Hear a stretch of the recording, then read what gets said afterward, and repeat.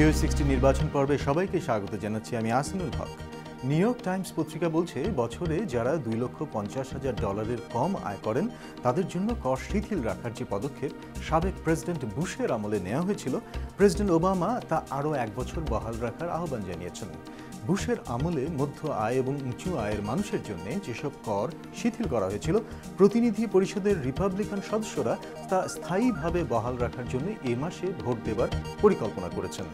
USA টুডের gallop জরিপে দেখা যাচ্ছে 12টি গুরুত্বপূর্ণ রাজ্যে ওবামা মিট রমনির চাইতে এগিয়ে আছেন। ইউএসএ টুডে বলছে বিজ্ঞাপনের প্রতিযোগিতায় ওবামা নিশ্চিতভাবেই এগিয়ে আছেন। ওদিকে ইয়াহু নিউজ বলছে জুন মাসে মিট রমনি $106 মিলিয়ন চাঁদা তুলেছেন। ওবামার দল জুন মাসে কি পরিমাণ চাঁদা তুলেছে তা এখনও ঘোষণা করা হয়নি। ভিও60 নির্বাচন পর্ব আজ এ পর্যন্তই। সবাই ভালো থাকবেন।